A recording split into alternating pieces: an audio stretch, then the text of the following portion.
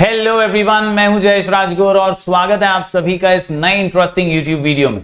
दोस्तों, हम पढ़ रहे हैं business economics 1 semester 1 for BCom, BAF, BMS, BFM and BBI students. और किसी को भी ये टॉपिक काम आए तो वीडियो जरूर देख लीजिएगा। दोस्तों, ये है लेक्चर नंबर 3।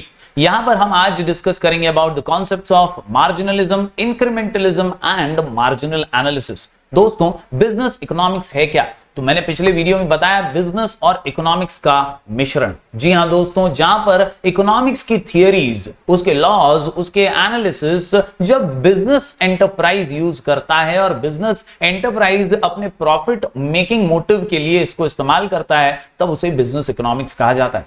आज की इस वीडियो में हम 3 और छोटे छोटे कॉन्सेप्ट देखने वाले हैं। पिछले वीडियो के अंदर हमने अपॉर्चुनिटी कॉस्ट को समझा था, पर आज हम बात करेंगे मार्जिनलिज्म की, इंक्रीमेंटलिज्म की और मार्जिनल एनालिसिस की। तो चलिए फटाफट से शुरू करते हैं। अगर आप इस चैनल पर नए हैं तो जरूर से सब्सक्राइब कीजिए, बेल आइकन दबाइए, क्योंकि यहां आपको लगातार ऐसे इंफॉर्मेटिव वीडियोस मिलते रहेंगे।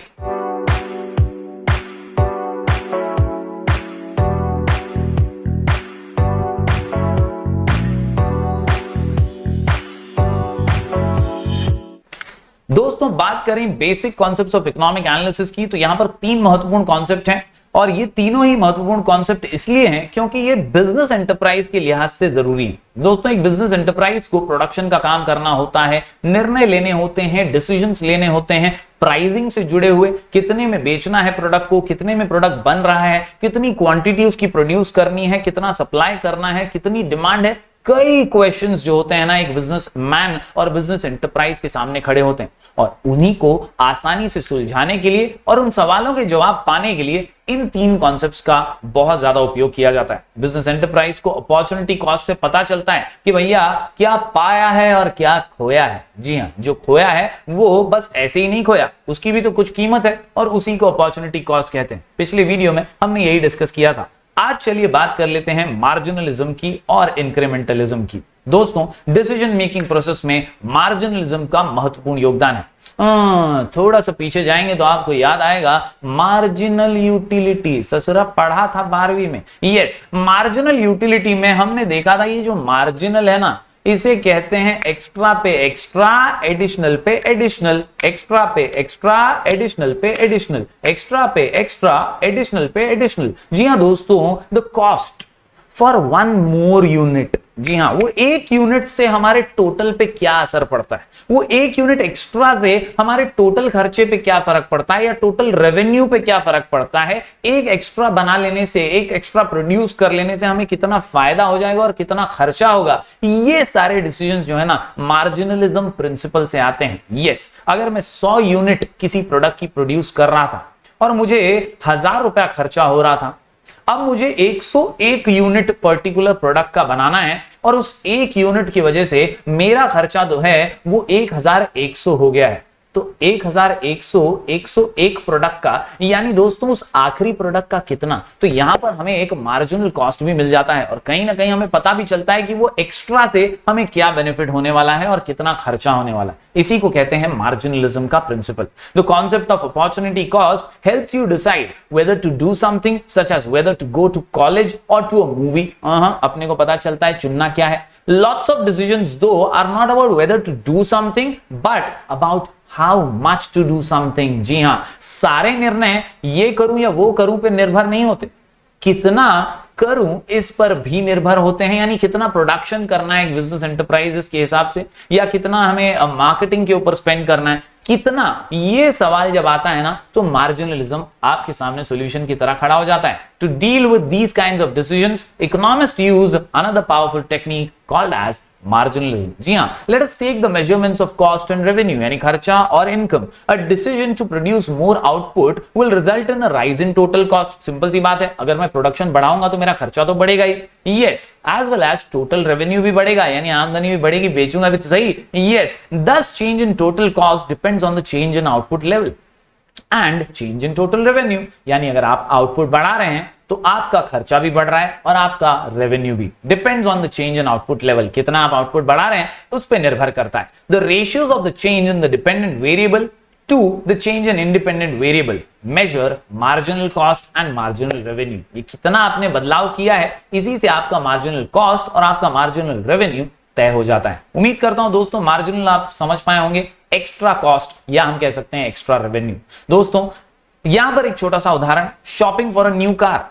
एक नॉर्मल सी कार आप एक बजट के अंदर एक बजट तय करके आप ले सकते हैं, लेकिन अब अगर आपको ऑटोमेटिक कार चाहिए या कार के अंदर कुछ एडिशनल फीचर्स चाहिए या आप चाहते हैं कि उसमें एयर बैग्स भी हों, उसके अंदर अलॉय व्हील्स भी हों, यार मस्त मैं ऐसे गोल गोल घुमा के कहां कांच ऊपर करूंगा, बटन होना चाहिए, बस बटन दबाओ तो ऐसे शीशा ऊपर आ जाए, तो ये सारे फीचर्स चाहिए तो थोड़ा एक्स्ट्रा तो पे करना पड़ेगा ना। इसी एक्स्ट्रा को हम मार्जिनल कॉस्ट कहते हैं। You find a standard model that you like but you are considering some additional features, a sunroof, a leather interior, heated seats and alloy wheels.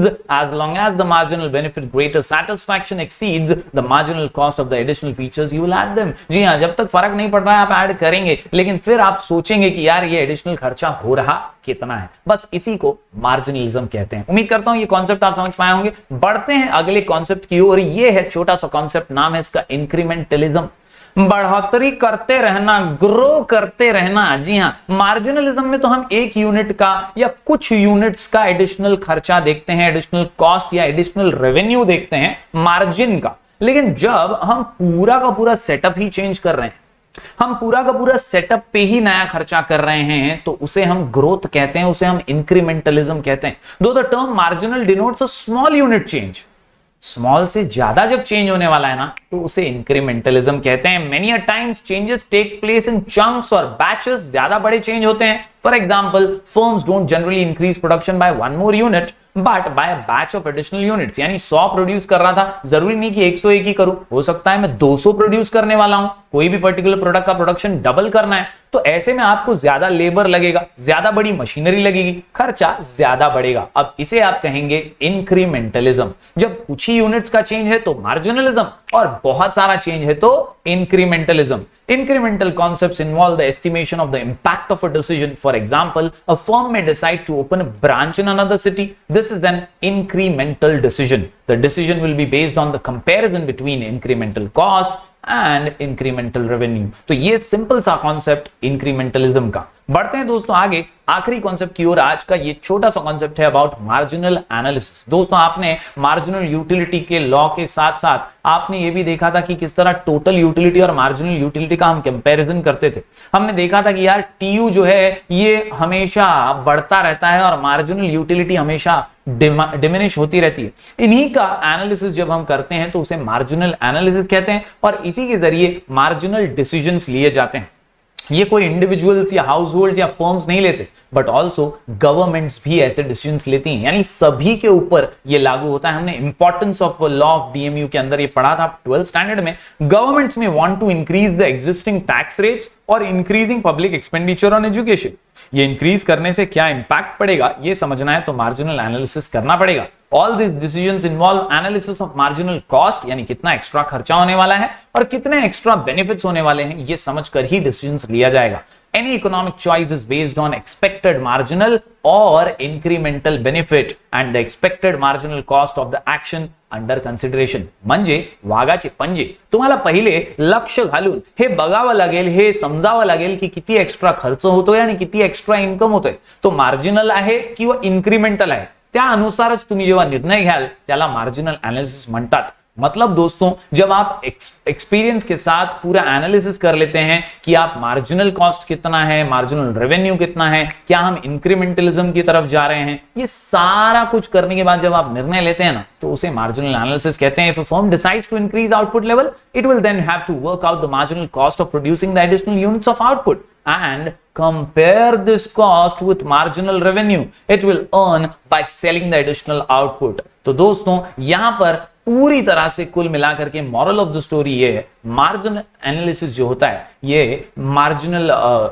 मार्जिनलिज्म और इंक्रीमेंटलिज्म का कॉम्बो है, जिसके अंदर हम डिसीजंस लेते हैं कि किस तरह से हमें मार्जिनल बेनिफिट कितना हो रहा है और इंक्रीमेंटल बेनिफिट कितना हो रहा है, मार्जिनल कॉस्ट कितना हो रहा है और इंक्रीमेंटल कॉस्ट कितना हो रहा है। A rational firm will produce the additional output only if the marginal revenue exceeds marginal cost, और इसी को कहते हैं मार्जिनल एनालिसिस। तो उम्मीद करता हूं दोस्तों ये तीनों ही छोटे छोटे कॉन्सेप्ट्स आप समझ गए होंगे, जरूर इन्हें नोट डाउन कर लीजिएगा, अपने नोट्स बनाने की जरूर आदत डालिएगा। इस पीपीटी के जो पूरे के पूरे कॉन्सेप्ट्स हैं ये मैं आपको पीडीएफ के माध्यम से टेलीग्राम चैनल पर दे दूंगा। आप टेलीग्राम चैनल से जुड़ जाइए, नाम है स्काई एजुकेशन ऑफिशियल। यहां पर हम रेगुलर पीडीएफ्स वगैरह अपडेट करते रहेंगे। साथ ही साथ दोस्तों you can also download our app sky education from play store. यहां पर हम रेगुलर एजुकेशनल अपडेट्स डालते रहते हैं। तो मिलेंगे फिर एक बार कुछ और नए वीडियोस के साथ, तब तक के लिए do like share and subscribe. Channel पर अपना प्यार बरकरार रखिए। Thank you very much.